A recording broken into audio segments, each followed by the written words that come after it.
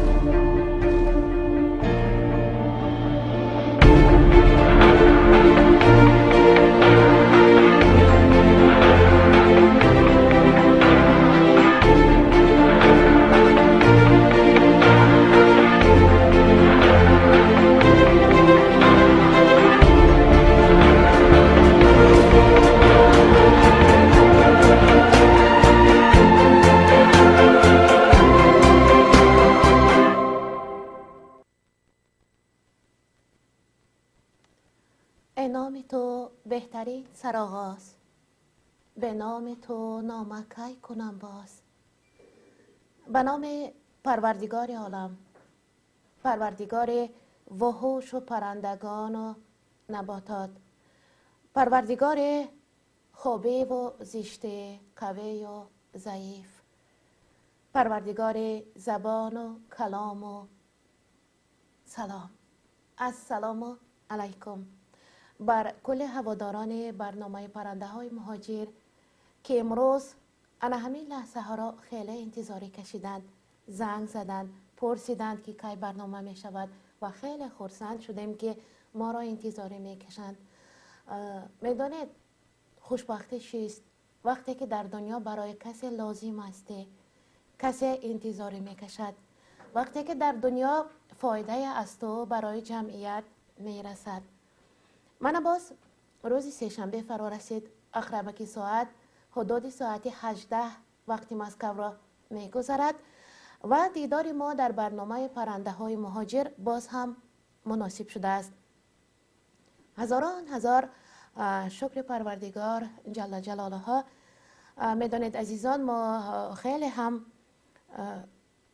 فکر کردیم که چه مقدار زیاد وانمود کنیم، زیاد گفته توانیم شکرانه را که از همین روز و روزگار ما را دیده به دیدار همدیگر رسانیدن خداوند رقم کلانتر را نشان دهیم. آن رقمی که در مکتب آموخته بودیم، کلانترینه که من میتونم همگی 33 عددی صفر دارد، 0 دارد و از آن زیادش را من نمیدونم و دیتریون نام دارد.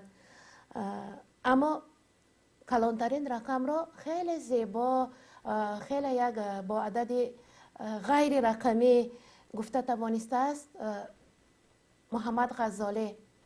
غزالی را البته همه شما شنیده اید، مؤلف کیمیای سعادت است و او میگوید به شمار ستاره های آسمان، به شمار برگ های درختان، به شمار ذره های برف، به شمار قطره های باران، به شمار گرد ریگ بیابان شکر بر خدای بزرگ میگویم. دیدید میلیون، میلیارد، تریلیارد و خیلی گفتم دیتسیلیون، اون دیتسیلیون هم هست، یک رقمی از این هم کلانتر.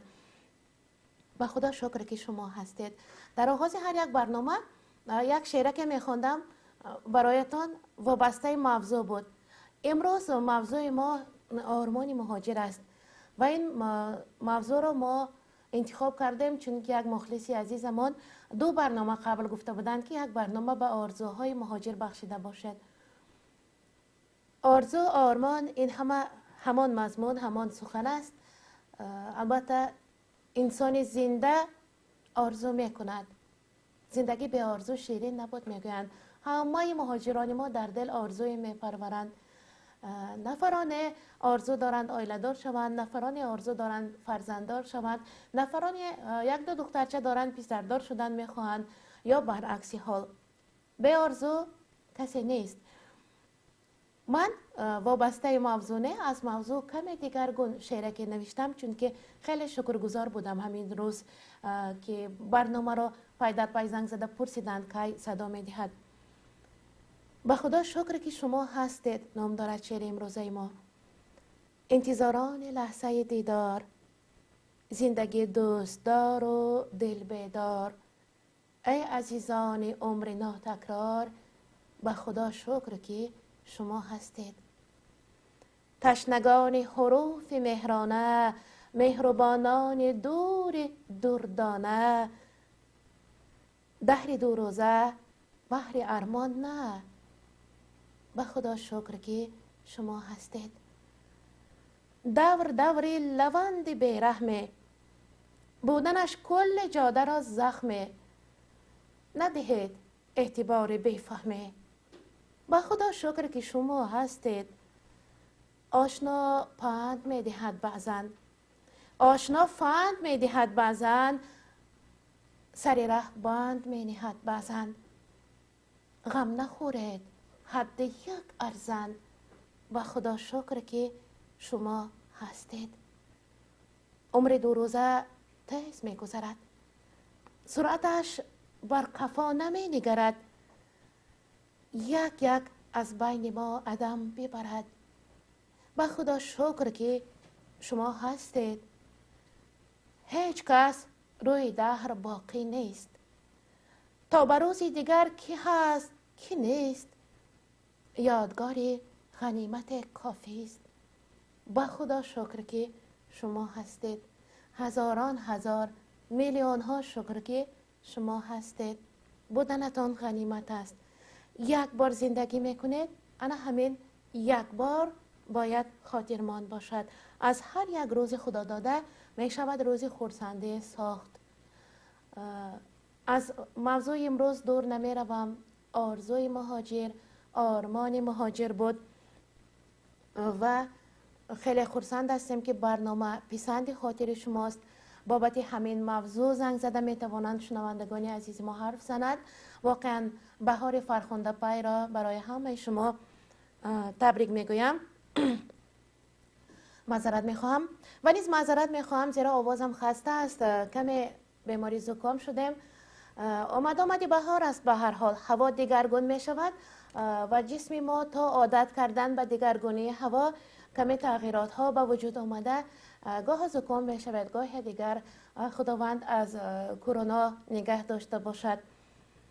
انا همین روز در شهر ما از صبح آفتاب تابان بود، کم کم در هر کجا برف مانده بود و تا همین دم تا بگاه گاه آفتاب گاه برف، گاه آفتاب گاه برف، برف لکلکی هم بارید، ذره برف هم بارید، سنگچه برف هم بارید، دانه دانه هم شمال پیچانیده هم برف آورد، آرام آرام هم برف ریخت. می گفتند که پیران روزگار بعد حلت 40 برف قرضی بوده است. انا همین روز 4 برف گذشت، شاید همین باشد 40 برف قرضیش. واقعا سال شماره فارسی تاجیکی میدانید چه خیلی بود؟ این ینور، فوریه، مارت نبود، یا اینکه ماه رجب، ماه رمضان این خیلی نبود، بود احمن، بهمن، یا اینکه سال شماره دیگری بود. تا حالا آن را استفاده میبرند در برج ها، هود، حمل، جوزا، جده، قط. انا این سال هود تا قوس گفتنی بودم. انا این ماه های در نوروزنامه خیام هم آورده شده از نام این ماه ها. هود پیش از حمل می آید. حمل الکی آغاز بهار است. کمپیرها می گفتند هود هودی کرد، کمپیرها را در قطی کرد، یعنی از خنک زمستان دیده خنک ماه مارت باز هم سخت‌تر بوده. سخت اثر است چون که نمناک است خنک. الکی دوری پیری رفتیم. می توانید زنگ زنید. رقم ما در پایان همین برنامه است که در کارگردانی آوازی ما گذاشته است و تنها بابت موضوع. واقعا در برنامه ما یک دیگرگونی وارد کردیم. میدانید چی؟ ما یک سوال خیلی جالب میگذاریم. نفری که به سوال جواب میدهد از ما میتواند در آخر همین برنامه چیزی خواهش کند که ما میپیوندیم به برنامه و میگذاریم. مثلا یگان شعر پرتاثیر هست، یگان قصه جانب درباره فرزند، مادر، زندگی، هر چیزی که شما میخواهید در آخر همین برنامه برچسب میکنیم میگذاریم. اول سوال رو برایتان میخونم، هر نفر جواب درست دهد. با این سوال که آنقدر دشوار نیست میتوانند از همه بهتر نفرانی که از علم فیزیک خبر دارند جواب گویند، از علم جغرافیا خبر دارند، از علم طبیعت شناسی، بیولوژی، و نفرانی که اهل دین هستند خبر دارند، از دین قرآن خواندند، احادیث خواندند، جواب داده میتوانند. اینک سوال: اگر بیابانی به پیدا کنار باشد، بیابان بزرگ، با آنجا یگان نشانه نباشد، البته بیابان نشانه ندارد، یعنی ایستگاه ندارد، بیابان مغازه ندارد، کارگاه ندارد، آنجا خانه ها نیستند و هر نفری به بیابان میبراید 4 طرفش یک خیل است. نفری به سفر میبراید و در دوام سفر 2 روز میگذرد که یک درخت بزرگ را وا میخورد، زیر سایه‌اش دم میگیرد. 3 روز دیگر راه میپیماید، همراهش یک کمی غذا هم دارد. توشه راهش 3 روز دیگر میگذرد، یک خرسنگ را میبیند، تپگی را میبیند پیش آن. باز راه میپیماید، 2-3 روز دیگر راه میپیماید، خارزار را دچار میآید. رسا یک هفته دیگر راه میرود، اما همان درخت اولین را برمیخورد. باز زیر سایه‌اش دم میگیرد و فکر میکند از نزد همین درخت هفته قبل گذشته بود و این مرد یک خیل راه میرفت، با یگان طرف نگشت، یک خیل راه رفت. چرا؟ مرد به نزد درختی آمد که از نزدش هفته قبل، 8 روز قبل گذشته بود، یا انا 10 روز قبل از نزد درخت گذشته بود. باز 2-3 روز راه میپیماید، باز هم همان خرسنگ و تپگی را میبیند. باز 2-3 روز دیگر راه میپیماید، الکی توشه راه به آخر میرسد، آخر تشنه میماند، آب به آخر میرسد، باز همان خارزار را برمیخورد. و این حادثه تنها با مردی که من میگویم به وقوع نپیوسته است. این حادثه خیلی بسیار میشد. کاروانهای بزرگ با آدمان بسیار، با شترهای بسیار در بیابان تصفان وفات میکردند، نابود میشدند. و انا همین حادثه ها را به نظر گرفته، چرا برگشته به جای خودش آمدنش را فکر کرده، پادشاهان فرمان دادند که یگان کاروان به ستاره شناس، به ره بلد یعنی ساربان براه نبراید. بیابان شما میدانید راه ایز نمیگذارد، ریگزار شمال ریگ بالای راه را میپوشد و رستنی هم نیست که جای راه رفته شما رستنیش پاک شده باشد. انا همین طور این حادثه می شود. چرا؟ جواب علمی دارد، جواب دینی هم دارد، جواب دینی هم دارد. می توانند زنگ زنند، زنگ می زنند، شاید خط علاقه ناساز باشد. خب دوام می دهیم. زمستان دور و دراز شد در تاجیکستان هم، حتی ناحیه هایی که روز 21 مارت برای سیر عید بهاری می برآمدند، آنها گفتند امروز چندین سانتی متر برف هم باریده است، یک وجه برف بارید. در حقیقت همین سال زمستان در همه کشورها دراز شد، در همه کشورها. یک سال بود تابستان نشده بود. میدونید این سال 1816 بود. در کشورهای اروپا تابستان تماما ناآمد. ماه ایون هم برف بارید، ایول هم برف بارید، آگوست هم برف بارید. انا همین خیل. خب زنگ را قبول میکنیم، بعدا ادامه میدیم. الو، السلام علیکم. دوام میدیم. چی گفتنی بودم؟ سال 1816 یک زمستان دور و دراز آمد، برف بارید. اونجا یک ترکش ولکان به عمل آمد و طبیعت یک بار دگرگون شد و در اروپای غربی، در امریکای شمالی همین حالت حکمرانی کرد و تا همین روز در تاریخ این سردترین سال نام دارد از روی حجت گذاری مشاهده های متئورولوژی. و در ایالات متحده همین سال را یک لقب حجوی هم گذاشته بودند. میگفتند زمستان سال 1900 تا مردن یخبندی در ما حجو میکنند که 1900 گرسنگی گفته، سالهای استودنتی را، سالهای دانشجویی را 1900 گرسنگی میگویند. در امریکا همین سال سرزمستانه که تمام سال زمستان حکم فرما بود، 1900 تا مردن یخبندی گفتند. خدا آن روزها را به کسی نشان ندهد. اما ماهای ایون، ایول، آگوست وقتی که یک خیل بارانهای سرد میباریدند و یخ میبستند، برف میبارید، یگان خیل زراعت نشد و گرسنگی فرا رسیدگی بود در همان سالها. طبیعت عجب شوخی های دارد. من مثلا در دوام عمر خود یگان بار زمستان تا این حد دراز را ندیده بودم که قریب آخر ماه مارت میاد اما روی حولیمون پر برف است. حالا شاید در تاجیکستان هم خیلی از شهر و نواحی چنین حالت را داشته باشند. پرنده های مهاجر برنامه است که انتظارش بودید و من زنگ شما را قبول میکنم. دایره موضوع واقعا بیرون از موضوع امروز چیزی قبول نمیکنیم. 2-3 دقیقه فرصت میدیم، تنها وابسته به موضوع حرف زدن ممکن است. آرمان مهاجر، آرزوهای مهاجر. مهاجر چه آرزو میکند؟ البته خیلی از مهاجران آرزو میکنند که مهاجرت به آخر رسد. عجب، مهاجر آرزو میکند که مهاجرت به آخر رسد و در وطن عزیز کار کنند، فعالیت برند، هر روز از کار برگردند نزد فرزندکانشان، همسرشان، پدر و مادرشان و در ملک بیگانه و غریبی و سردی طاقت فرسا یا گرمی دیگر سرکشان نگردند.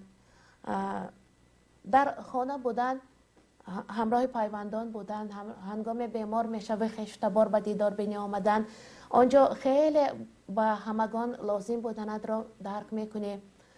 در احاطه محبت اهل پیوندان قرار میگیری. البته وطن خیلی یک فیض و برکتی دیگری دارد.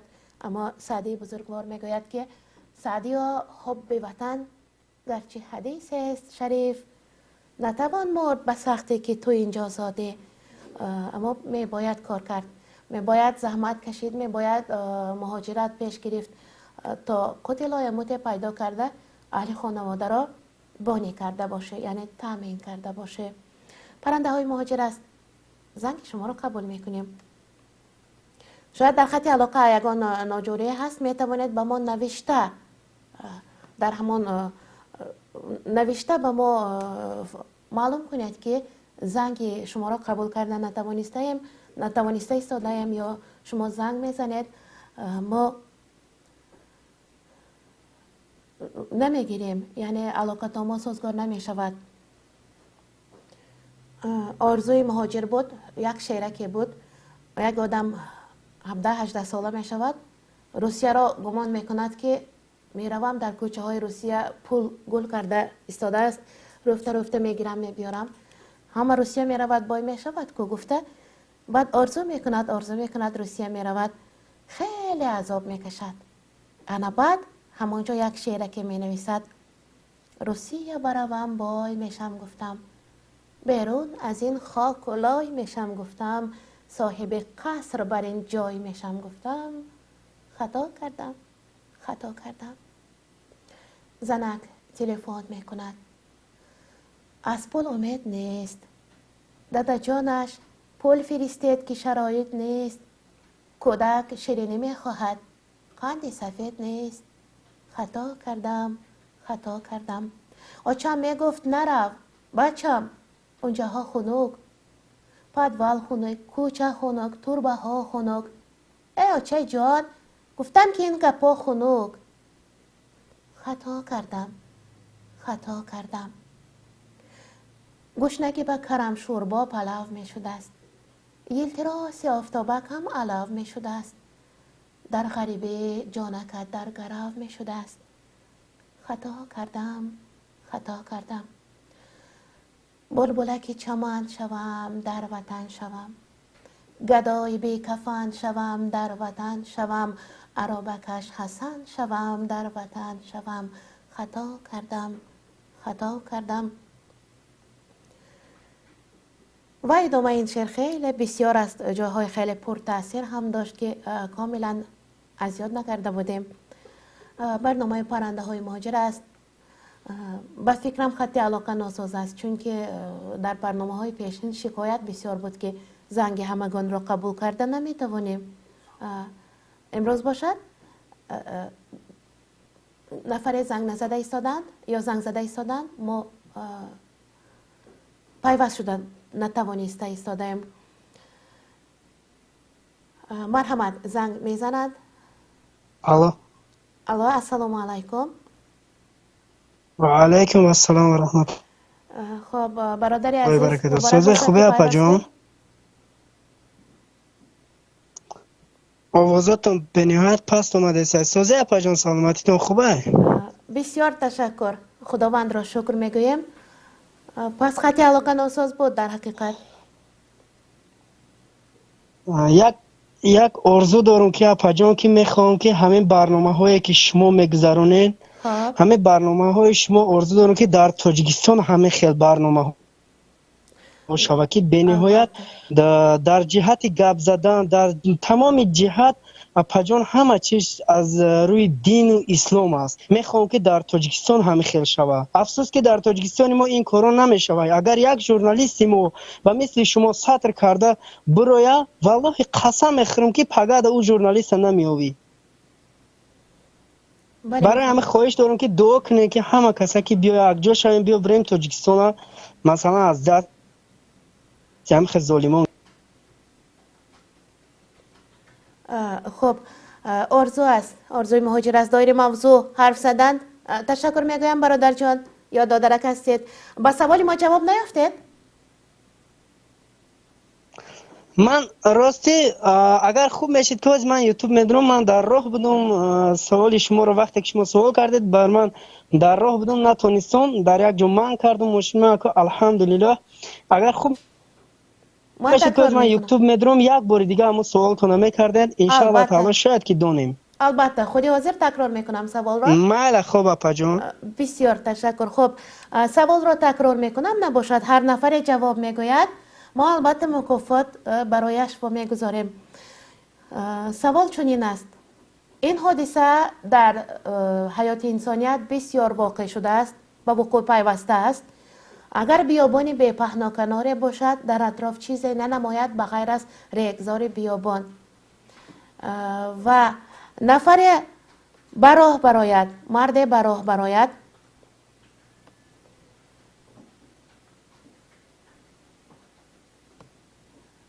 خب نفر بر راه برآمد،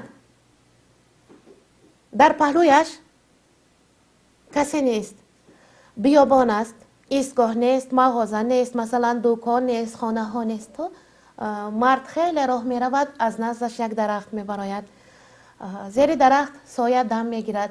3-4 روزی دیگر راه می رود، خرسنگ برمی خورد پیش نظرش، باز از نزد آن می گذرد. 3-4 روزی دیگر که خارزار می براید. 1 هفته یا 8 روزی دیگر می گذرد، می بیند که همان درخت. این خیلی واقعه در تاریخ بسیار شده بود و این یک مرد را میگویم کاروانهای بسیار با شترهای زیاده در بیابانها رهگم زده، همین خیلی حادثه را واخورده، هلاک شده رفتند از گرسنگی، از تشنگی. برای چی همین حادثه برای چی به وقوع میپیوندد همین حادثه؟ و پادشاهان برای چی گفتند ستاره شناس گیرید، البته ساربان گیرید همراهتان که ستاره را درک کرده از روی آن راه را معین کرده تواند. همین حادثه چرا با وقوع می پیوندد؟ معلمان فیزیک مکتب خوانده باشند تا مکتب میانه همین موضوع را در بر میگیرد. جغرافیا معلمان خیلی خوب میدانند چرا.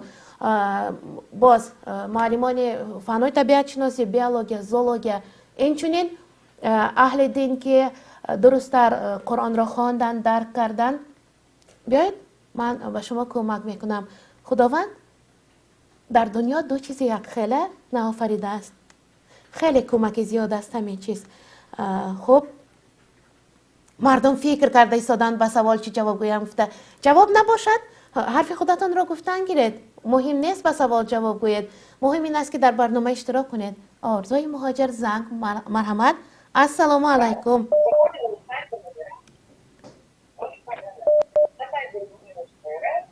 صدا پست است. الو. السلام علیکم. علیکم السلام. خب برادر جان گپ زنید. برنامه مهاجر؟ بله بله. موضوع چیه اپا جان؟ موضوع آرمان‌های مهاجر، آرزوهای مهاجر. مهاجر آرمانی چی داره؟ آرزو چی داره؟ زندگی که به آرزو شیرین نیست. همه آرزو دارن، زنده آرزو میکنند.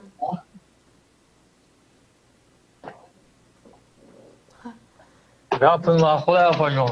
آرزوی ما همه به خواب یکسان شدگی. آرزوی چی داره نیا؟ آرزوها همه رفتند به خاک، خاک دیگر چه آرزو دارد؟ نه آرزو دیگر چی میمانه آرزو؟ دل سرد نباشد برادر جان، آرزو باید کرد. نیت کنید. من برای شما آفرین میگم اپا جان، آفرین. تشکر. میگن دلیر میدان از دلیر است، اگر روباه دلیر افتد مثل شیر است. شما همون شیری که در میدان دلیری کرده سوده. بسیار تشکر برادر جان، برای اعتمادتان تشکر میگویم. اما موضوع امروز خیلی زیبا است. مهاجران، حالا کمتر کمک میکنم، البته آرزوی در دلتان پیدا میشود، پیوسته میگوید با ما پیوسته. تشکر. 2 سال که آرزو رو خونه برم رفتن نمیتونم. انا این دردناک است. دیگه آرزو چی میمونه اپا جان؟ آرزو تمام رفتم از مرد. بله میفهمم، در حالت روح افتادگی قرار دارند. ما این موضوع را با آن خاطر گرفتیم که یکی از مخلصان همین طور خواهش کرده بابت آرزوی مهاجران. من میخوام که اپا جان همه غریبا آرزوش عملی شوند و با وطن برگردن. بهترین. سلامت باشه. بهترین. این هم آرزوست. این هم آرزوست. یک شعر خلقی بود: دستم نمیرسد به گریبان قتلمه، قربان لایم چلپک بیروغنت شوم. آرزو میکنند به قتلمه همون قبد نان روغنی است رسیده نمیتوانند، بعد میگویند همون چلپک بی روغن هم شدن میگیرد. میرزا بیدل هم یک بیت دارد، میگوید میرزا بیدل میگوید بیایید بعدی زنگ شیر رو میگویم. زنگ میزنند. الو، السلام علیکم. سلام و رحمتی الله به شما فیجون. و علیکم السلام دادرم. گپ زنید. روزی بهار به شما مبارک. به شما هم مبارک باشد فرخنده بادا. راستی بسیار برنامه خوب است و ایدی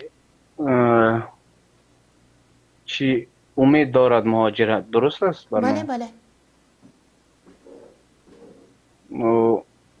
چی بگوییم، ما چی امید داریم؟ امید ما مهاجر همین است که ما باید برگردیم به وطن و آبادی. یعنی ثمره زحمت هایی که در خارجه میکنید در وطن خود دیده باشد، آباد کنیم وطن را.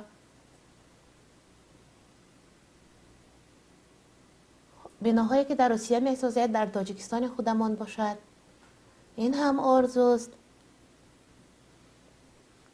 بهترین خط علاقه کنده شد به فکرم، همینطور؟ بله، زنگ دیگر را قبول میکنیم. الو، سلام علیکم. و علیکم سلام. اپا جان شکر هستم. بسیار تشکر، شکر خداوند خوب آفر. ما سوال شما در ما جواب میگم. ما البته فکر خیلی میکنم خوب از طرف میشود. فیلسوفیا، خب از طرف فیلسوفسکی چی این دنیا کروگله، короче هم خیلی فکر میکنم. یعنی زمین کره شکل Это است земля گفتنی بودید، круглая. همینطور؟ زمین کره شکل است. اکنون تصور کنید اگر این مرد برآمد در یک هفته 10 روز 20 روز زمین را گرد گشته نمیتواند. اگر کره زمین را گردد این باید افریقا میرفت، امریکا میرفت، دیگر و دیگر. این در همان بیابان است، بیرون نرفت. از بیابان بیرون نرفت. من هم خیلی فکر کردم. خب خیلی خوب، آن که فکر میکنید خیلی خوب است. از طرف سیاست ما من هم خیلی فکر کردم از گذرای برنامه شما. خب سلامت باشید. من فهمیدم چی. سلامت باشید کدام. خب سلامت باشد. من درک نکردم که مخلصی عزیزی ما چی گفتن جهت سیاسی. بیت بیدل را گفتنی بودم. میرزا بیدل یک خوب بیت دارد، این هم امار و 70 شده به فکرم گفته است. بیت را میگوید دستم نمیرسد به گریبان آرزو، زاغان خورند میوه شاخ بلند را. چه بیت زیبایه. میگوید آرزو میکنم لیکن دستم به گریبان آرزو نمیرسد، میوه های شیرین شاخ بلند را زاغ میخورد بلبل نه. شاید در زمان میرزا بیدل هم همان زاغ طبیعتان، همان بیسوادان، بی فرهنگان، همان بی هنران سر قدرت باشند که بیدل گفته است که دستم به گریبان آرزو نمیرسد و میوه های شاخ بلند را، میوه های شیرین را زاغان میخورند. زنگ دیگر را قبول میکنیم. الو، آرزو کردن. چیش میگی؟ خب الو، السلام علیکم. علیکم السلام. دادرم گوش میکنم شما را، یا شاید برادر هم باشد. ممکن حقیقت جان. خب موضوع شما را گوش دارم درباره ارزی مهاجر. بله. فکر میکنم هر یک ارزی مهاجر با نزد اهل عائله در نزد فرزنده باشد، در نزد پدر و مادر باشد. آرزوی بهترین. خب با سوال من جواب پیدا کردید. ما برای رنگینی جالبیتی خب نفهمیدم سوال را نفهمیدید. خب ما برای رنگینی و جالبیت همین برنامه یک سوال آماده کرده گفتیم. من بعد سواد را قبلا نوشته میمانیم در هنگام اعلان. آرزو میکنید که همراه پیوندان خود باشد، سر دسترخوان خانواده خود باشد. شاید 99% مهاجران انا همین آرزو را در سر دارند. همگی 1% که کسی ندارند این آرزو را نمیکنند. خب بهترین آرزو. من میخوام برای پیشگیری باید در وطن خود باید کار تامین باشه. هر یک مردک آرزوی باید تامین عائله باید باشه. یک کار میشد در منزل مکان خودمون در مملکت خودمون نیمی همین اولی کار باید میافتیم. هیچ حواسی جا نداشتیم. درست است. من از بسیاری ها میشنوم که میگویند اگر نصف همین درآمد را در وطن یابم من نمیایم مهاجرت. عذاب است آخر. در ملک مهاجرت عذاب است. خب بله میفهمم. بسیار تشکر برای زنگتان. خداوند اهل آبادتان رحمت برای دیلگیریتان بسیار میشنوم. بسیار خسمانم. بسیار تشکر. خداوند اهل خانوادهتان را در پناه عصمتش همیشه نگه داشته باشد. اینجا از اینو که ولک یعنی گرگ تنها میگویند مهاجران گریه دارند که آیا ما به مراد و مقصد میرسیده باشیم؟ میرسید. چرا نمیرسید؟ باید همیشه خوبی را فکر کرد. زنگ دیگر را قبول میکنیم. جهت خوبی حادثه را. السلام علیکم. یوتیوب خود را خاموش کنید. خاموش کردن یوتیوب را فراموش نکنید. تیزگو یک شد. السلام علیکم. یک خیلی خط علاقه بند است اما زنگ را قبول کرده نمی شود. هنگامی با ما پیوستن میخواهید یوتیوب را خاموش کرده بعد زنگ زنید، چون که دو موج به هم برمیخورد و صدای ما را خیلی دیر میشنوید و صدای شما را هم دیر میشنویم. فرصت برنامه میرود. باز هم سر جمله از اینو که ولک گرگ تنها میآیم و مراد مقصد میرسیده باشیم. انا همین سخن آیا میرسیده باشم 100 راه شما میگردد. 100 راهتان من میتوانم گفته باید کوشش کرد. ما در مکتب میانه درباره سینا همین یک حادثه را نخوانده بودیم. وقتی که بدتر از بزرگان شنیدیم در حیرت ماندیم که در برنامه مکتبی نبود. وقتی که از بوال سینا یک استادش میپرسد چرا نمیخوابی؟ سینا میگوید من میخواهم مثل شما باشم. من وقتا شب بیدارم میبینم شما خواب نیستید. صبح برمیخیزم شما هنوزم خواب نیستید. شما میآموزید ما را میآموزانید. من هم مثل شما بودن میخواهم. و آن استادش کمی آدم مغرور بوده است. یک میخندد با نیمه لب میگوید تو من بر این شده نمیتوانی. اما همانجا با سینای بزرگ حسین نام داشت شاید سخت میرسد همین سخن که میگوید من از شما بهتر میشوم. من بزرگتر به زبان دیگر گویم من از شما زور میشوم. میشود سینا میشود. زنگ دیگر را قبول میکنیم. الو. السلام علیکم. و علیکم السلام دادرم. گوش میکنم. آپا جون همه موضوع شما درباره چی بود؟ کمتر بهتر درام. آرمان های مهاجر بود. آرزوی مهاجر بود. شخصا که میتونم که آرزوی خود نبگم. البته.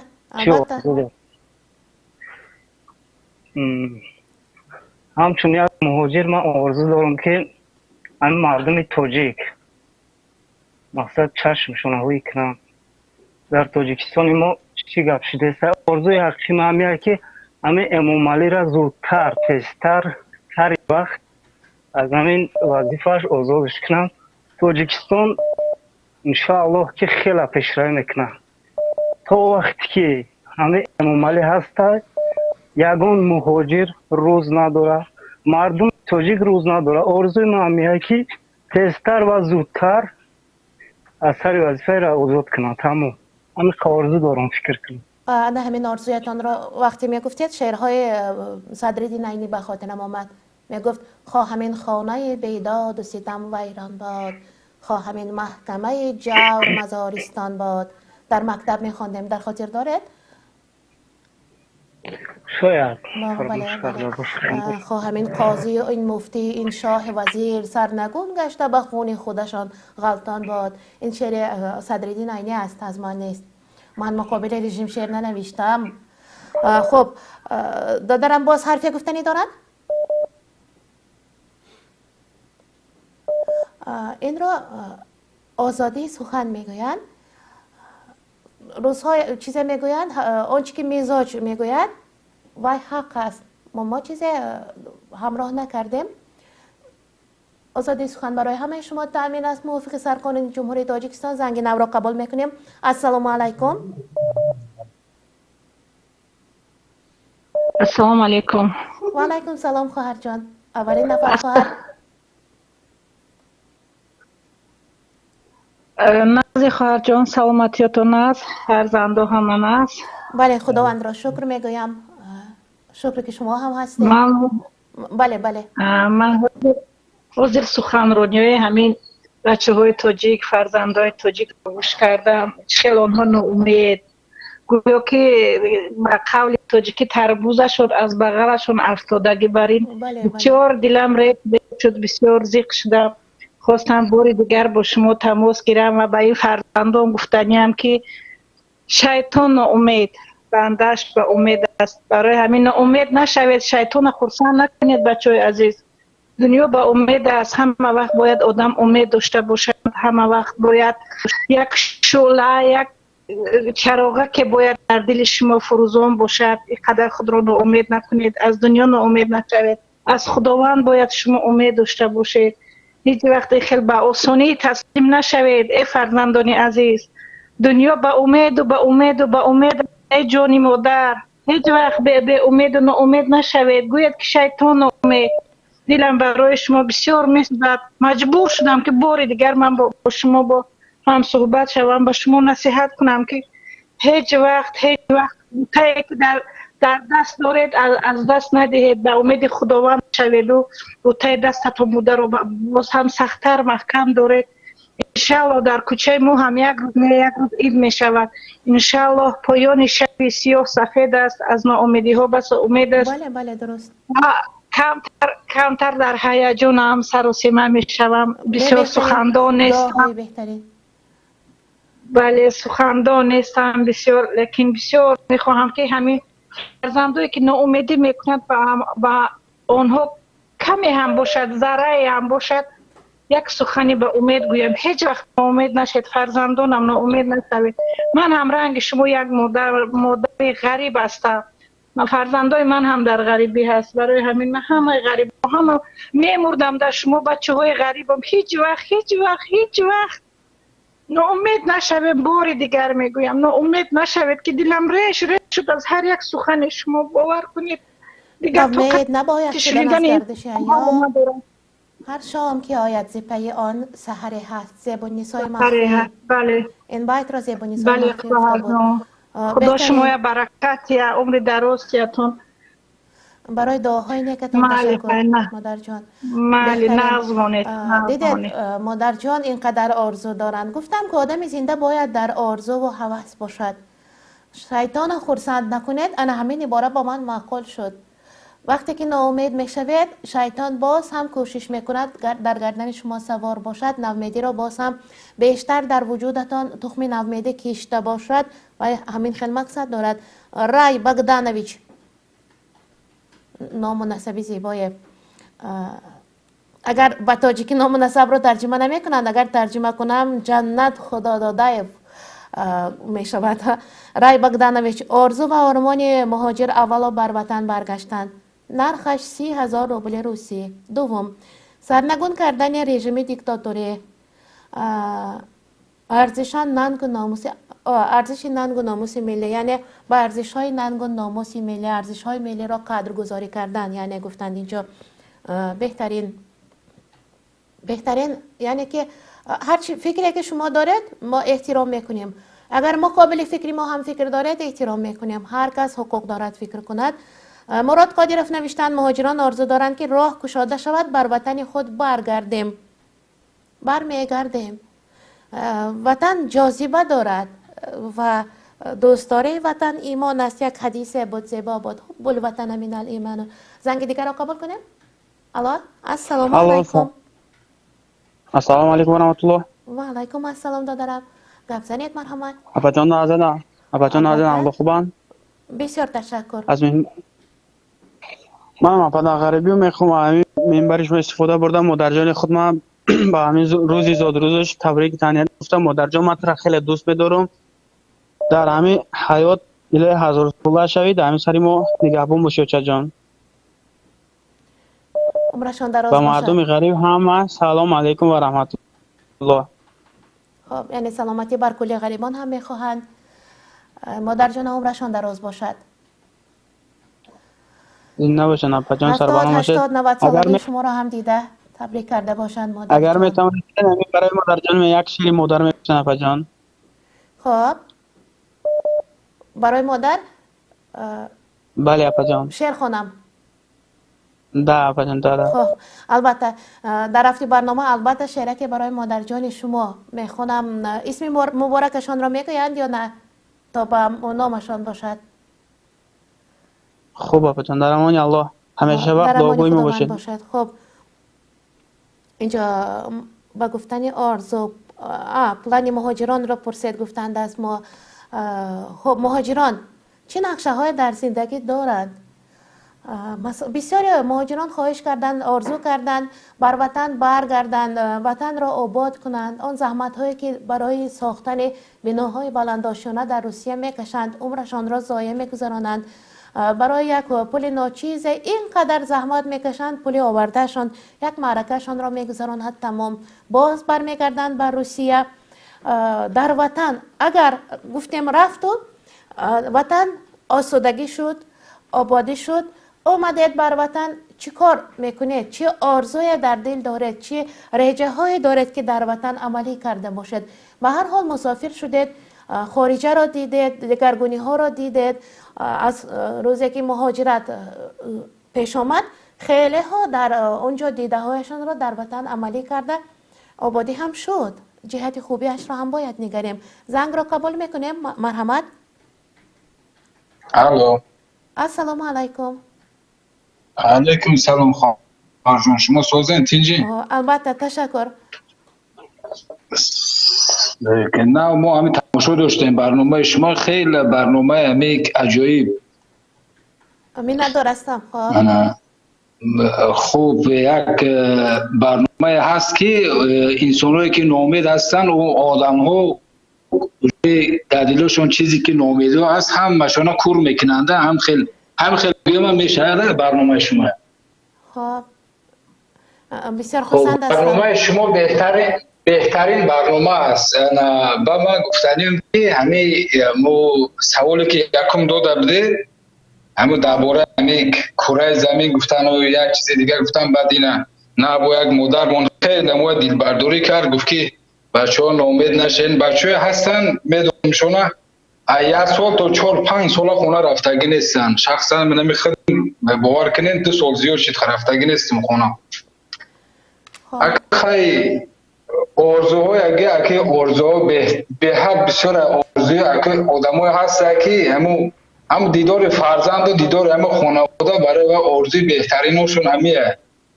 برای چی که آدمی که هست آدمایی هستن که نزدیک بینن خیلی با دلشون پر میشه. 2 سال و 3 سال و 5 سال در یک جای دیگه گردی مثال بعد فرزندان در دیگه جا در همون دولت خود بی پدر کلان میشن دی یعنی دل آدم وابشه خون میکنه میپرتوده هم خیلی اگه دور زمان هم خشیده که ایشه چی میگه اگه دیگه هیچ گفتن نمیتون یکم چی کرده. این نصیب و تقدیر همینه. این نصیب و تقدیر ما در مهاجری نایستگی بده مهاجری لیکن خدا بگم که همین مهاجر باشه ما همین دنیا به ایمان نگذاریم. همه آرزوی بهترین اون همیه دیگه هیچ یگان آرزوی سخت نداریم. برای پول و مال دنیای زندگی ایجا ناومده ما برای به شدن زندگی ما اومدگیم تمام. بله درست. کسی اونجا سر یک برنامه میکره اپا اگر امکانیت باشه. خب یک برنامه میکرده که همین برادرایی که همین 2 سال 3 سال 5 سال مثال رفتن نمیتونن خونه ایری همین وضعیتی که کار که ندارن در اینجا وضعیتی که مثال بعد که کووید 19 سر شدنش بچه بسیار رفته تونستگی نیستن بعد یک برنامه جالب میشیده سال همین یک ارگانیزات میکردی بهتر میکردی زور میشیده. بله انا همین برنامه ما محض برای مهاجران است، مهاجرانی که امسال خیلی اذیت کشیدند در پزمانه روحاً شکسته شدند. ببینید اگر ما برنامه کردیم که آنجا گریستن میبایست، آنجا مرگ مهاجران بود یا یاد مادر بود یاد پدر بود، زنگ زدن حرف زدن، امروز آرزوهایشان را نمیگویند چون که خسته دل هستند. بله خیلی خسته هستند. بله من تا آزی در همه جا رژیم هست که مثل من آدم مسکن میپشن بگردن در جایی که من بینه که نوروزی اگه زراندن یکون بودم من ندیدم که مسکن شده باشن. ما در مترو میترسیم گشتن ده. بله در جای ما هم همین خیلی است، به نقاب نمیگذارند. خیر باقی سلامت باشه اپا جان، پناهتون به خدا نگهبان شما باشه. بسیار تشکر.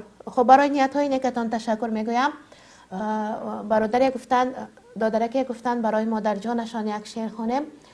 بهتر از شعر هم یک حادثه تأثیرناک است. کوتاه که خورد معلم از فن تعلیم مهنت درس میدهد و بر خوانندگان میفرماید که روز دیگر همه از جای خاک زرد تازه بیارند و از همین خاک زرد تازه از افلاسی ها که خس و خاشاک و خزان پاره ها نباشد، قمیده نباشد، سنگریزه نداشته باشد، از همین خاک زرد طرز ساختن کوزه و کاسه های گلی را یاد میدهد و همه خاک آوردند. طالب علمان معلم یک خاک آوردهشان را از نظر گذرانید، اما یک طالب علم یک طلبه مکتب در دست در یک ظرف خاک آورده بود که همه چیز داشت در داخلش، خس و خاشاک هم بود، قمریزه هم بود.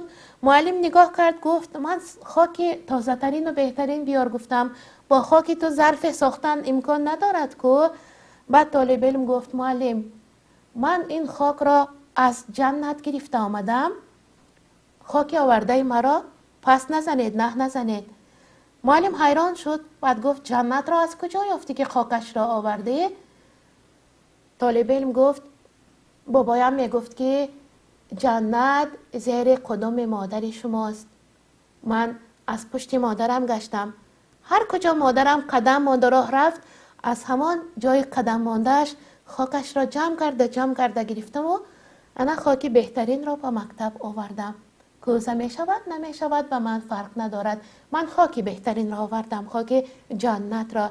جنت که رضای ما در آن است، در زیر قدم مادران است. زنگ دیگر را قبول میکنیم. مرحمت. الو السلام علیکم. سلام علیکم اپا. و علیکم سلام. بفرمایید دادرم. بار دیگر سلام علیکم به تمام بینندگان شما اپا و تمام آن شخصان که به شما یاری میکنن همین رای شما را پیش میبرم. خب گوش کرده ایستادن. خداوند دستتون درد نبیند اپا. خب تشکر از نام هم. و یک آرزو داشتم حاضرم باشد همین آرزو رو دارم همین را به شما بگم و تمام بینندگان. خب الو بله من آرزوی پرزیدنت شدن دارم اپا جان. آها آفرین.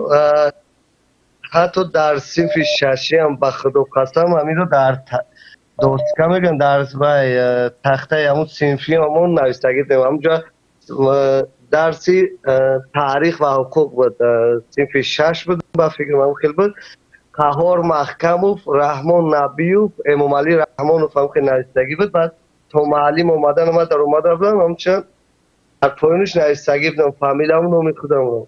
بعد معلم اومد گفت ایرو کی نویس؟ خیلی معلم گفت آرزوی بهترین است. بهترین بله. در حقیقت بهترین است. در حقیقت همین پرزیدنت ها را که میبینید از کودکی پرزیدنت شدنشان را نمیدانستند که اما شدند. بله بله در پیشانهشان بوده است، قسمتشان بوده است یا ما کمک کردیم، ما انتخاب کردیم که شدن. خب این بهترین آرزو است. اگر شما پرزیدنت شوید همه ما مهاجران را جمع کرده میگیرید به تاجیکستان تا همه به آرزوشان رسد. با که پرزیدنت شوید بسیار نیت دارم. او میگویند که همون یک وای چی هم هست در مثل یکی عقل را از کی آموختی؟ میگویند که از به عقلان. بله بعد پرسیدم چی طور تو از به عقلان عقل آموختی؟ بعد در جواب میگوید که وقتی من دیدم یک به عقلی که کرد من همون کار رو نکردم شیدم به عقل. یعنی که هر کاری که پرزیدنتی ما کردن شما نمیکنید و پرزیدنت میشوید. بله بله. اوه بهترین منطق. انا این رو منطق میگویند. خب بهترین. بله. سلامت باشید. سلامت رسید. اگر شما پرزیدنت شوید من به تاجیکستان رفته کودکستان میکشایم. من کودکان را دوست میدارم. برای همین برادری که پرزیدنت شدن میخواستند لایک نمیگذارید. لایک شما بسیار شود، تماشابین بسیار میشود. بهترین بود. برای زنگشان تشکر میگویم. زنگ بسیار شده رفت، قبول میکنیم. مرحمت. سلام به پای نازنین و خوشبیانمون. و علیکم السلام برادر عزیز. گوش میکنم شما را. خسته نباشید. خب شکسته نباشید. مرحمت. بله این سخنهای شما، برنامه های شما خیلی ما را مهاجرا را خرسند میکنه. من هم خرسند هستم که شما والد خاطر هستید. بله. بله شما هم آرزو دارید کمتر پیشتر. بله کمتر پیشتر مادرم بگیم که بگیم دوستداری همون کرد. ولی به هر حال ولی که تو مهاجرت هستیم کار میکنه، ولی همین تو هم بگیم که تریزا نگاه دارم بیره مثلا که جو رفتن تا نمیتونی هر چی از داموی بلند ایستادگی تکنیکا رفته سودامو رفته، ولی من که مثلا مثل ما که مهاجری هیچ کس که نداره اینجا، فقط نگاه دای تریزا روزا این تریزا شب میکنی نگاه با این تریزا. وطن که باشی هیچ هم که نباشی، خونه برادرت یا راه یک رفیق تعمیری هیچی نیست.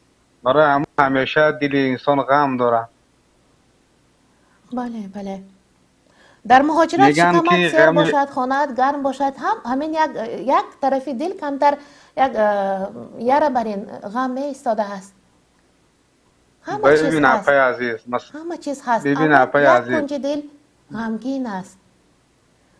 بله بله ببین اپای عزیز، اون میگن که غم آدم میگیره. آنه بله. مثلا آدم یار دوست باشد، خیشتبار باشد.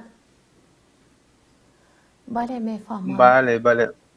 میخوام بگم همه جا حالا که کار میکنیم، مثلا که من مثلا کار کردم با بچهای بیکارم زیاد میگن که در مردی کاری هستیم چند روز کار نیست های خانه که گفته، مثلا خودی من کار میکنم ولی سرانو غم داریم. ولی زیادی مهاجر مثلا که بگیم فکری ما زیادتر داریم که مردم زندان چه حال دارن، چه روزا میگذرونن. حالا ما که در غریبی هم که باشیم با یک صحبت میکنیم، کار کردیم، مقصد آرزوهامون شاید مثال که عملی کرده بتونیم، ولی همیشه نظر ما که مردم زندان چطور روز میگذرونن خیلی باور که در تاسف فکر میکنم.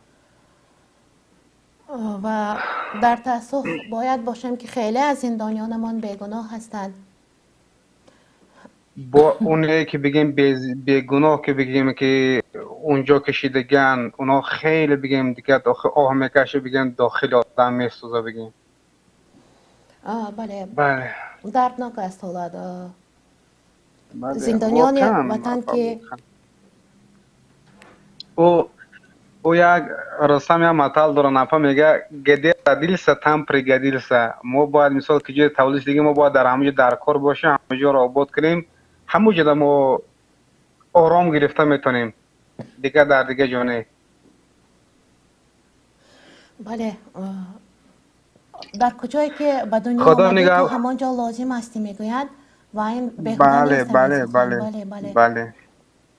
بهتره. ولی یک چیز دیگه هم هست مثلا همین برنامه رو من بگیم این وقت یکم تماشا میکنم، مثلا که درباره سیاست یا که وطنداری یا که بکاری بیکاری هم، بله مسکو بگم که تو بکاری بیکاری چه هنر داری نداری سواد داری نداری کار پیدا میشوه. با من هم بود جایی بود که نفرای تو بگیم نویستن هم متر میدادیم شکی مثلا 1 متر 1.20 متر ببر میگفتیشه نمیتونست، ولی به هر حال کار میکرد. ولی اینجا فراموش نکنیم که خیلی ای بی سوادی خودمون نخوندگی خودمون همیشه بسیار بگیم پیشگویی میخریم. ای نفهمی ای بی سوادی خودمون های با زبان دانستن که یک طرف اپا یک طرف. بله بله. خیلی ما باید همیشه خودمون حرکت کنیم، یک هم بگیم که پیشروی کنیم.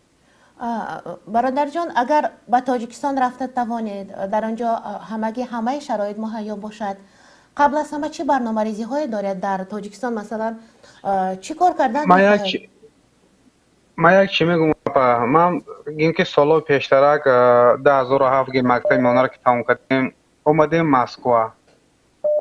خب در ساختمان میگشتیم، کارهای وزین هم میکردیم، بگیم که چند آشیانه بگیم که سیمنتا رو بگیم میکشیدیم. پس یک به خودم دریا دارم همین چیزا خوب کردم، به خداوند راست کردم، تو خدایا نه خود فقط ما برای هم بگیم سیمن کشی بگیم به دنیا آمده باشم. درست است. ولی امروز با امروز برنامه وسیع‌تر فراختر باشد. آرزو هم زینه به زینه باید بالاتر رود. بله میخوام بگم که امروز که خدا را شکر بگیم با خداوند که سبب کرد بگیم امروز خیلی زینه بالاتر رفتیم. مثلا هنرمند بگیم اینمی رانندگی بگیم دست ماشینیست دستگاه های بگیم تکنیکای میکنیم. انا بایم بگیم به خدجه حرمت یا آبرو دارم مثلا چه بگیم در بیل پودکا. بله رفتیم یک 5 سال روغونده کار کردیم اپا، خیلی معاشمون هم خیلی بد نبود، خوب بود بگیم که انا خیلی خوب بگیم که همون جا یک چند سال که در آغون کار کردم خیلی بگیم که یک به خودم یک کم ترک زندگی رو حس کردم. به هر حال وطن مثلا بله حضوری مثلا پدر مادر فرزند زن مثلا بگیم که یک مایده بودیم، خیلی بگیم یک کم تر زندگی رو حس کردیم. ولی با گفت که با مهاجرت باز مجبور. بله خدا نگهبانتون اپا وقت شما رو نمیگیرم شاید باشه دو کسا باشه، ولی گفتی که مرا هم یک تریزه که زیاد نگاه کردی صدمتون باز چیه الهام اومدتون با شما هم یک ما هم در دیل کنیم اکا. بسیار تشکر. خب آرزوهای خوب هم بودن داری موضوع بود. بله همین مثلا نگاه پایه آهن سخت های ولی یک زنگ بگی میخرشه، ولی انسان هم مثل همه غم که داشتی غم همه خیلی میخرته. ولی تو آرزوی ما که عملی میشه خدا میدونه که ما دیگه سینی چند پر میکنیم. بهترین باش خدا نگهبانتان. بازم خسته نباشین، دستان در نکنه. بهترین تشکر برادر. حرفای پر محتوای هم بودند. معذرت میخواهم خیلی که زکام هستم، کمتر خلل رسانیده ایستاده است بر حرف زدن. برادر آرزوهایشان را گفتند، به هر حال در آهن بودند، در وطن بودند، کاری وطن را میکردند، برای آبادی وطن بود.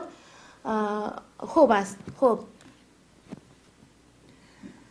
دوستان عزیز، برنامه پرنده های مهاجر بود. ادامه میدیم گفتار را. آرمان های مهاجر بود. اینجا کانینا دوبره کاریا نوشتن، کاریا دوبره شاید باشد. زان پیشتر که مرگ تنم در رسد زیرا مرگ دلم به مردن 100 آرزو رسید.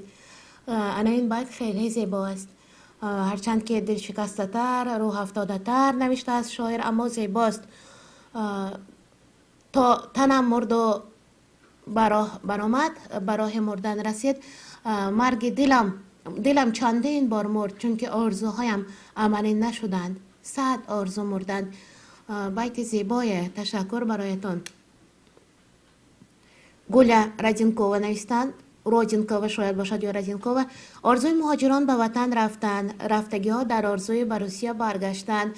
خیر دیگر اگر فراختر آرزو کنند راه عملی شدن را نمیابند. میدونید چرا مهاجران آرزوی به وطن رفتن میکنند؟ رفته ها آرزوی بر روسیه برگشتن میکنند، چون که مقصد نهایت تنگ شده است. خیلی تنگ شده است، چون که انا مثلا من میخواهم کودکستان کشایم.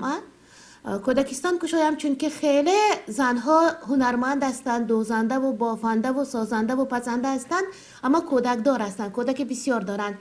و اگر یک باغچه می بود که کودک اینها را فرا می گرفت، این زنها برآمده کار میکردند، شاید از آنها صاحبکارانی بهترین هم می برآمد و جزء از درآمدشان یک مقدار خردک بر معاش باغچه کودکانشان رود.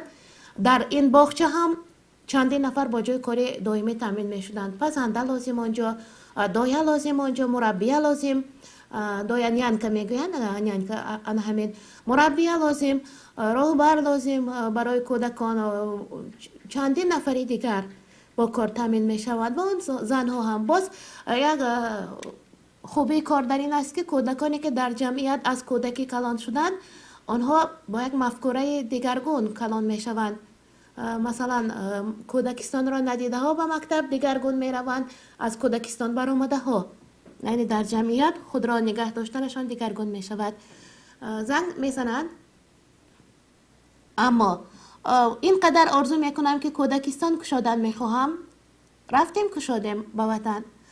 یکم می بیاید انداز می گوید، دیگرش می بیاید ستانسی اپیدمیولوژی می بیاید، سنتر اپیدمیولوژی، باز دیگرش می آید پول برق، پول گاز، پول این، پول آن و همین طریق درآمدی که از باغچه می گیرد و اقلا به نصف پرداخت ها نمی رسد. پول معاش کارگران را دادن نمی توانید. برای کشادن خود باغچه یگان مانع نیست در قانونگذاری تاجیکستان. هر قدر که رقابت بسیار باشد، همان قدر بهتر. ساحه تعلیم مثلا مکتب های نداریم که مکتب های داریم با زبان روسی پر تعلیم میدهند، اما با زبان انگلیسی نداریم که نفر اگر کشاید خیلی خوب می شود.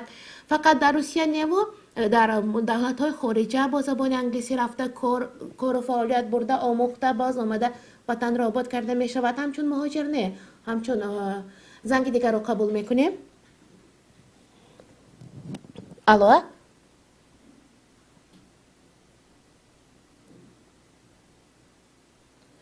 خاموش کردند؟ ما را میشنوند؟ خب، برنامه برنده های مهاجر است. موضوع برنامه آرمان های مهاجر بود. سوالمون یک طرف ماند رفت. اگر خواهید من خودم جواب میگویم. فقط ساعت با وقتی مسکو 19 و 11 دقیقه را نشان میدهد. وقت انتهای برنامه نزدیک می شود، با ما باشد. البته جواب سوالم را میگویم که چرا مرد از بیابان برآمده نرفت و دائما به جای برآمدهش برگشته آمدن گرفت. جواب زمین کره شکل نه، زمین کره شکل نیست. زمین کره شکل هست، اما جواب سوال این نیست. زنگ دیگر را قبول میکنیم. الو، الو، سلام علیکم. و علیکم سلام برادر، گوش میکنیم. اپا جان، خواستیم به همین سوالی که شما پیشنهاد کردین امیره بگویم جوابش چیه؟ بفرمایند. بهترین این جوابش اپا جان این امیدواری، امیدواری با است. امید بودن نه خیر. یعنی با امید بوده باز برگشته به جای خودش می آید. بله. بله، جواب با سمت ادبیات رفت. آب اگر 100 پاره گردد باز با هم آشناست. نه، جواب علمی دارد. جواب علمی دارد سوال. شما می توانید درباره آرزوهایتان، درباره ریجه های من بعدتان حرف زنید. وای اپا جان، آرزو چی بگم؟ میگن که فردوسی یک مقاله هست، میگه که امیدوار چی میگم، آرزو داشت فردوسی بدید رنج چندین ساله گر سودش دهد، بهر پادشاهی روانهای روان سیله گر شاه محمود دید. خیلی امید مهاجر این برگشتن به نزد پیوندان، خویش و اقربا و وطن، یگانه امید این است. من فکر میکنم در اطراف فرزند بودن اهل بیت یگانه امید مهاجر این است. افهمی رو با بهترین امید مهاجر و اگر خوب میشد که در وطن یک طرحریزی برنامه هم می داشت، کارگاه هم می داشت. خب بهترین این فکر شما بود. بهترین. تشکر برای زنگتان و برای کوشش که به سوال جواب گفتند. خوستید مایل در امان الله باش. شما را هم به پناه خداوند می سپاریم. در پناه پاک سبحان کریم شاد باشید عزیزان حلیم. در پیشانه من بوده است که همین جاها آمدیم، همین فکرها به سرمان آمد که برنامه کنیم محض برای مهاجران باشد، بیرون از سیاست باشد، اما باز هم سیاسی شدیم چون که زندگی سیاست گفتن. زنگ دیگر را قبول میکنیم. الو السلام علیکم و رحمت الله و برکاته. و علیکم السلام و رحمت الله تعالی و برکاته. اما باز درازتر گرفتیم. مرحمت بفرمایند. برنامه آرزوهای مهاجر، آرمانهای مهاجر ده؟ بله، پرنده های مهاجر موضوع برنامه آرمان است. گفتنی هستم که دور گردون گرد روزه بر مراد ما نرفت، دائما یکسان نماند حال دوران غم مخور. بله بله. از برادران و خواهران مسلمان خواهش میکنیم که انشاءالله همین زهد و تقوا را پیشوا کنند. زهد و تقوا را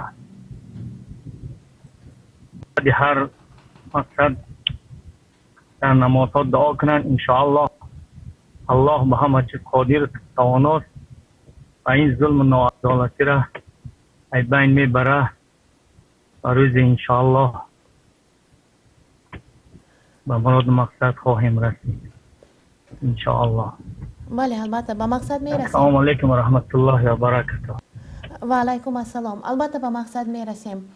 من در این برنامه بیشتر میخواستم درباره طرحریزی برنامه هایی که در آرزوی اگر روسی کرده گویم در روسیه بسیار که هستید، روسی را بیشتر میفهمیدگی شدید یا زبانی ساده تر است به فکرم. планирование میگویند که استراتژیک планирование یعنی همون برنامه ریزی کردن، استراتژی انسان. هر کس باید آرزوی خود نباشد که پول کار میکنم میروم توی میکنی پاش میدهه باز میگرده بر میگرده باز 3-4 سال مهاجرت همون مبلغ کار کرده رفته را اندکی صرفه کرده میشود یگان استحصالات کشاد. مثلا یگان تعلیمگاه، مثلا مکتب، باغچه، من امی قدرش رو میفهمم. انا بیمارخانه هم کشاده میشود. باز یک چیز دیگر، اگر تاجیکستان قدر بهشت است، در حقیقت کوهستان، جنگل های قبط کوهسار، مثلا دریاها، آنجا استراحتگاه ها یعنی کورورت ساخته می شود، آسایشگاه ها ساخته می شود و میدانید چی خوبی دارد آسایشگاه؟ آنقدر اندازی بزرگ ندارد. انداز از آسایشگاه و از تلویزیون رادیو خیلی کم است. در همین ساحه که بودیم همینقدر میدانم که آسایشگاه هم کم انداز دارد. زنگی نو قبول میکنیم. الو السلام علیکم. علیکم السلام آقا. شما را گوش میکنیم. آرزوی مهاجر موضوع. سلامتیتون خوبه آقا؟ بله خدا را شکر میگویم. خداوند نگهبان تو باشه آقا. خب همین خیلی برنامه را زیاد کنید. البته. خداوند این مهاجرها همین چی خلاص کنه. غریبی. بله سخن عجیب است. میگن از مهاجر چه آرزو داری؟ میگوید مهاجرت به آخر رسد. خب خداوند از غریبی همه ما را جمع کرده بر وطن برگرداند. خداوند پاچه ما را انصاف تحقیق کنه. الهه چنین باشد. درباره موضوع برنامه باز چی های گفتن میخواهید؟ یگان برنامه ریزی دارید؟ یک بزرگ گفته است که آدمی با عقل کار میکوبد تا که کار کند، با عقلتر کار میسازد و کار میفرماید دیگران را. یعنی راهبر میشود، یگان کارگاه تاسیس میدهد، فایده میبیند. مثلا شما چی کارگاهه؟ خب بله اپا جان، خداوند صرف مهاجرها را کم کند از این روسیه ای خنک بلا و خطر خداوند ما رو هم به وطن گرداند. خب البته اگر خدا خواهد این همه گفته های شما الله انشالله این باشد می شود انشالله. بله خداوند امید میکنیم خداوند خداوند دست سایش نگهبان تو باز باشه را. آقا جان. خب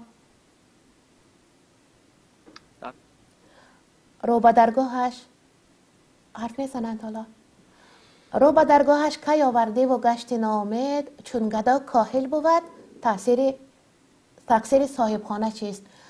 وقتی که یک خیل از خدا خواهش میکنید گدا برید و خداوند دستی ما رو خالی بر نمیگرداند کی را آورده ناامید کرد میدهد. اینجا یک چیز ساز شوند شدت میشه و حرام خورا میروند میوند رنگ جوگی واری گفتن. من راستی این جمله را درست نفهمیدم، شاید شنونده عزیزی ما درست میفهمند. زنگ نو را قبول میکنیم. السلام علیکم. الو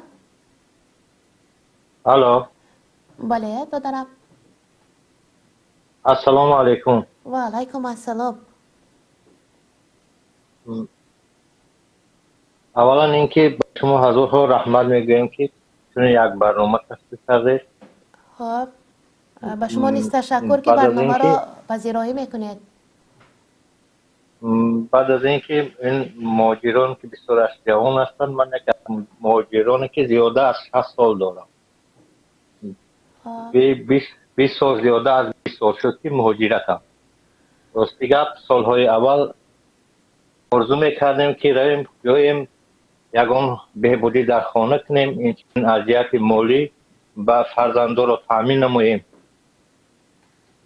وقتی با مرور زمان آهسته آهسته فرزندان کلان شدند، خیر با هر راه آنها را تامین کردیم، لیکن اساسا اگر اذیت مالی تامین کرده باشیم از جهت تربیت آنها از تربیت ما دور موندند.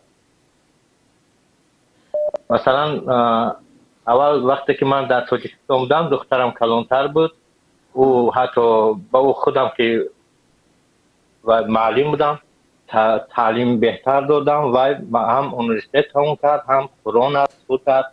فرزندای دیگر هم باشد هم از علم زمانوی قسم ماندند و هم از علم های الهی.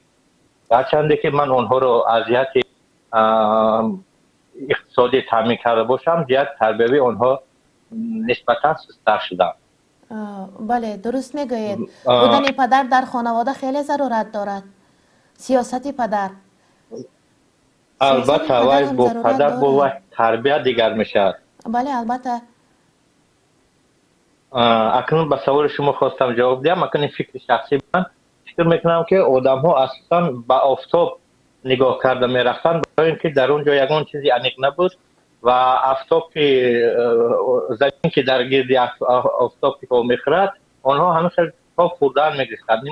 شخصی من ممکن درست باشد ممکن فکر شخصی شما تا اندازه کمی موافقه میکند، اما آن فکری که شما گفتید این ماها را طلب میکند. در اینجا یگان 10 12 15 روز باز بر جای خودش برمیگردد، اما تا اندازه درستی دارد. بهترین اینجا یک نقطه خیلی خوب را قید کردید. سیاست پدر در خانواده خیلی مهم است تا که فرزندان جهت علمی هم علم دنیوی هم دینی هم برخوردار باشند. اگر پدر خودش آگاه باشد اینش هم هست. بله بله بله. من خودم پداگوگ بودم و سال دیگر نتوانستم که فرزندای دیگر رو درسیه بودم. اصلا میرفتم 2 ماه 3 ماه بعد از این با برمیگشتم. خلاصه اذیت تربیوی به حد نسبتا سست‌تر شدم نسبت دختر کلانی. خب از در آخر میخواستم یک شعر گویم اگر اجازه دید. خب البته. دور از وطن و مادر تو را یاد کنم، بر عمر گذشته خود فریاد کنم. عمرم گذشت مادر در بی وطنی، آیم به وطن دلی تو را شاد کنم. تشکر زیاد به شما. آباد کرده باشد. بر اهل خانواده هم جهت علمی و معنوی و مادی و امداد کرده باشد. دیدید نصر مسجع شد از عالم شعر و ادب آگاه هستیم. به فکرم ما همسم دستیم در جهت اختصاص. خب بهترین بود برادر، بهترین بود. خب از رحمت نکته های خیلی مهم را قید کرده گذاشتن. من دو روز پیش از سخنرانی یک پسیخولوگ میگویند خیلی یک محتوای بزرگی را دریافتم. او میگفت که در به زبان روسی میگفت در جثه در جسم فرزند телосложение پدر جوابگو است، یعنی چهرهش هم بیشتر به پدر میرود فرزند، اما جهت عقل و دانش و خصلت به مادرش. 85-90% از مادرش وابسته است. فرزند را خصلتش و دانشش و این همه تربیهش و خب نفر دیگر را. السلام علیکم. و علیکم السلام. گوش میکنم شما را. خیلی شما پجام من از این سوزه. بله خدا را شکر میکنم. کودکان همه کسا تین شما. خب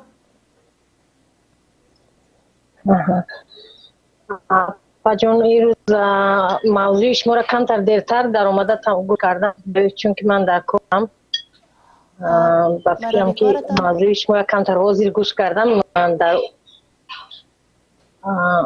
آرزوی مهاجر با فکرم همیشه. بله بله ارمان های مهاجر. من شخصا ارمان های خودم رو گفتم میتوانم در اینجا. خب من یه مادری هستم که من بسیار سال نسبت فرزندم ارمانی هستم که من چند سری سال شد که کار میکنم در مهاجرتی. در همین ارمان هستم که نه فرزندای خودم رو تربیه هرچند که تامینم کرده باشم به مالی نه که تربیوی من سال چی کردن نتونستم کلان کردن نتونستم فرزندای خودم رو. دوری کردید. بله همیشه من در ارمانم که مثال فرزند خودم رو ندیدم چقدر کلان شدم، فرزند خودم رو ندیدم چی آرزو. دخترم کلان شدگی میگوید من مادر جان مثل همسلیفانم میخواهم که مهربانی شما باشد. یک بار شما هم اومده در مکتب در اومده مثال اشتراک کنین یا یک بار همسلیفای من شما بینن که کیه شما.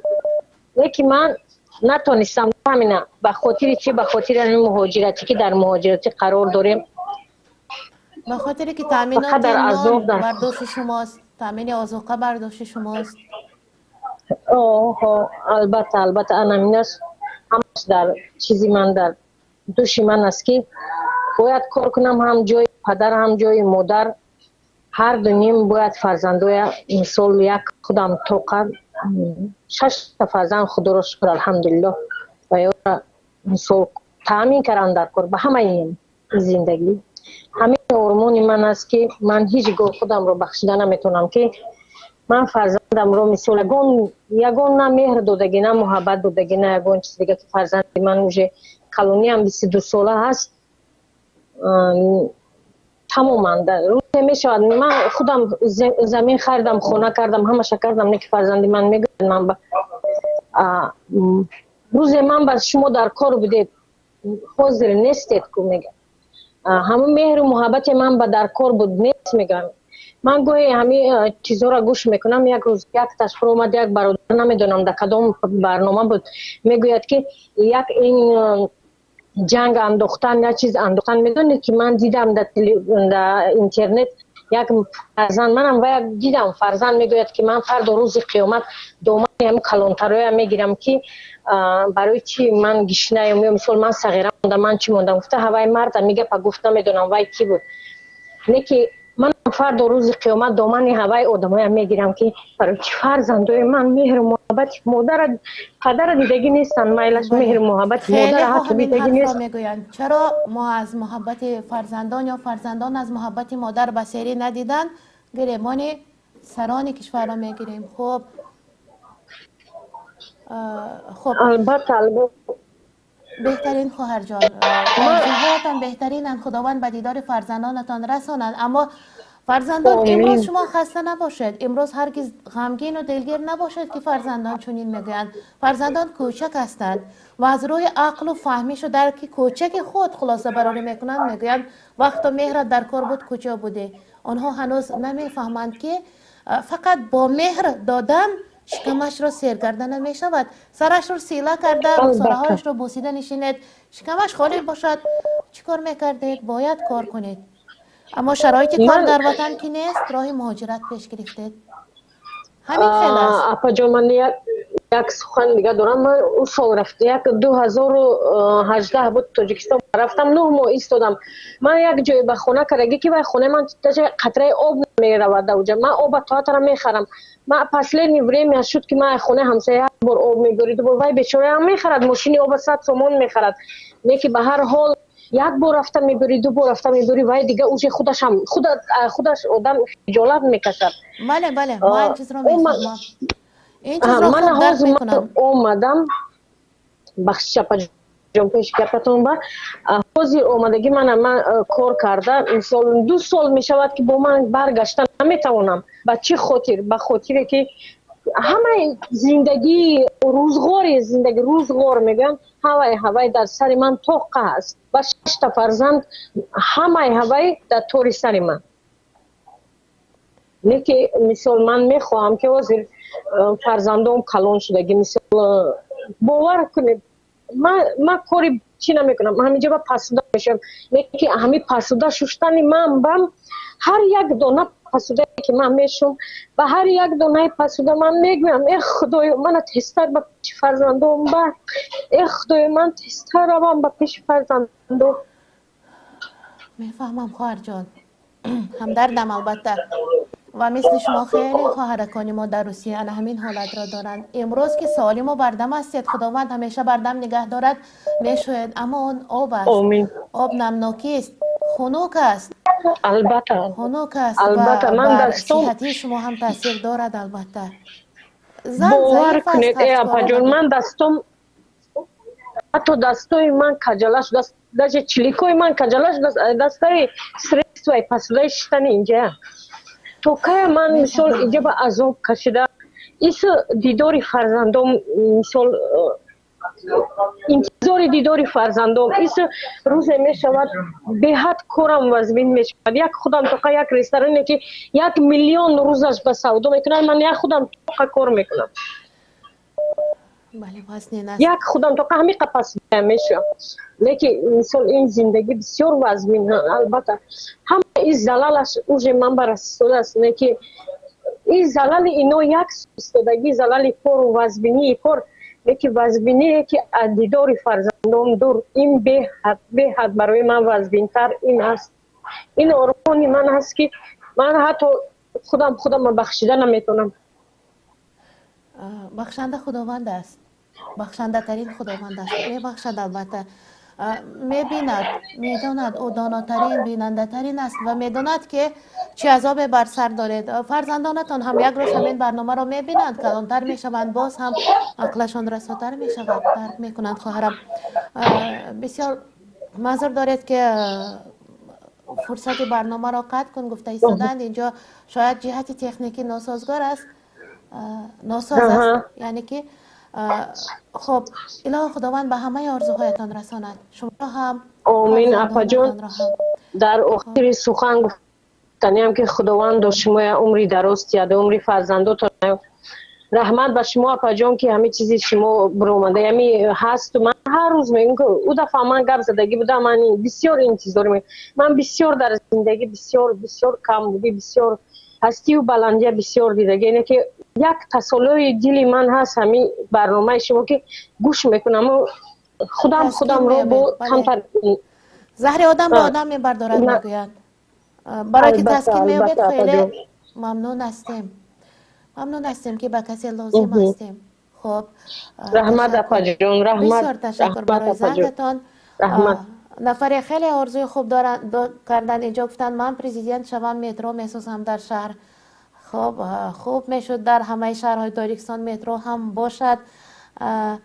آرزوی من این است که در وطن ما از کوچه سر کرده تا شورای عالی ما دروغگویی را بس کنند. یک وقتا ما جوان بودیم، از مکتب را قریب اتمام میرسانده بودیم که یک کلمه برآمد، اول نبود بعدتر پیدا شد، دپوتات میگفتند. بعد من فکر میکردم دپوتات چیکار میکرده باشد؟ دکتر طبابت میکند، معلم درس میگوید، مثلا راننده ماشین میراند، دپوتات چیکار میکند؟ بعد فهمیدم که دپوتات وعده میداده است، وعده میداده است دپوتات. بعد وقتی که انتخاب شد دپوتات شد، از پول مردم جمع میکرده است و وعده های دادهش را اجرا میکرده است اگر خواهد. و گاه وعده های خیلی بزرگی میداده است که اجرا کردن هم نمیشود، به هر حال دپوتات میشده است تمام. خب اکنون بزرگتر شده فهمیدم که نماینده مردمی بوده است در شورای عالی. درباره دروغ روانشناسان میگویند که 90% حرفهای خیلی از مردم دروغ است. خانه دروغ کجاست؟ میدانید؟ بازار. در بازار قسم میخورند، دروغ میگویند. با نرخ خودش خریدم، با نرخ خودش میفروشم، میگویند، دروغ میگویند. دروغ بسیار است، از همه بیش در بازار. اما یک حدیث زیبایی است آنجا، قسم بر دروغ کالای تجاری را، فروش کالای تجاری را میتیزاند اما برکتش را گم میکند. انا همین خیلی زیبا حرفه. قسم بر دروغ فروش کالای تجاری را می افزاید اما برکتش را کم میکند. مقابل قانون متماتیکی. شنوندگان عزیز، من به شما وعده دادم که جواب سوال را اگر پیدا نشود خودم میگویم در آخر برنامه. جواب سوال این است که در دنیا یگان چیزی برابر خداوند یگان چیزی یک خیله نآفرید. دست راستمان از دست چپمان یگان میلیمتر درازتر است. چشم راستمان از چپش یگان میلیمتر کلانتر است و تمام عضوهای دوگانه ما همین خیلی فرق دارند. و پای راستمان از پای چپمان اقلا یگان سانتیمتر قدم را کلانتر میپرتاید. وقتی که قدم راستتان کمی کلانتر میپرتاید و کمی قدم چپ خردتر و در اطراف شما یگان بروسی گویم اریینتیر نمیبینید، ایستگاه نمیبینید، کوچه، نام کوچه، درخت، آشیانه یا خانه نمیبینید، آنگاه وقتی قدم گذاری شما چپ خردتر راست کلانتر قدم مانده رفتن گیرد، شما دایروی حرکت میکنید.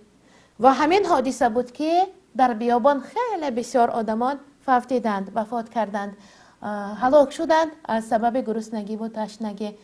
و من بعد همین حالت را دانشمندان درک کردند که قدم ها برابر نیستند و در کوچه هایی که ما میگردیم از روی راه میگردیم. اگر در کوچه هم چیزی نمی بود ما دور میگشتیم. این جواب سوال بود، یعنی قدم یک قدم کلانتر است، یک قدم خردتر است. و در دین هم چنین گفته شده است که خداوند دو چیزی یک خیله نآفریده است.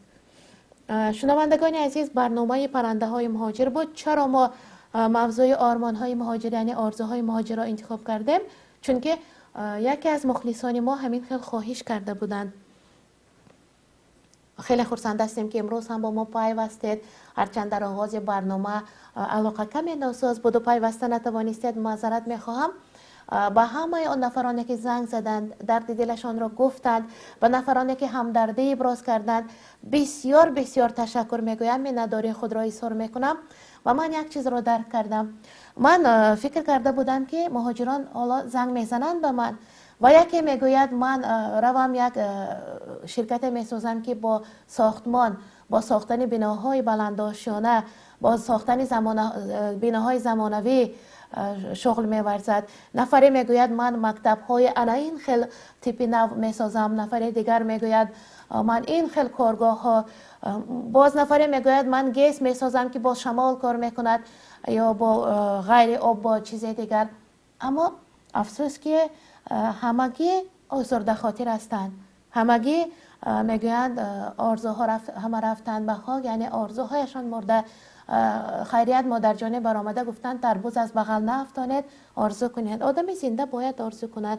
زنده هستید، البته به دیدار فرزندان میرسید. هرچی میآید حکمت دارد. کرونا آمد، این هم حکمت دارد. در یاد دارید وقتی کرونا نو پیدا شد ماشین خرید کردند، گویا یک مهمان عزیز میآید. اکنون مهمان نرفته ایستاده است، نکنید بود خرید. نه خرید کنید بود. دسترخوانتان پرفیض و برکت باشد. خانهتان با غیر از مادیات از معنویات هم از بالید خاطری هم پر باشد. تبسم در لبانتان در همیشه هویدا باشد، همیشه خندیده باشد. خنده هم درست انسان را تبابت می کند. در وقت خندیدن انسان در ترکیب خون شما ادرنالین پیدا می شود و ادرنالین ماده است که بر وجودتان خیلی فایده خوب دارد. خیلی از دردها با خرسندی، با امید بستن، آرزو کردن صحت می شود. اگر شما من صحت می شوم گفته آب خالی خورید، ایمونیتیت بیدار می شود، مسئولیت صحت می شوید. اگر من می مردم گفته هر روز کیلو دارو خورید، می مرید. نمورید، زنده مانید، سلامت باشید. ای مردم بیدار، پناهت به خدا. تا دیدن دیدار، پناهت به خدا. تا برنامه های دیگر شما را به خدا می سپارم. خیر.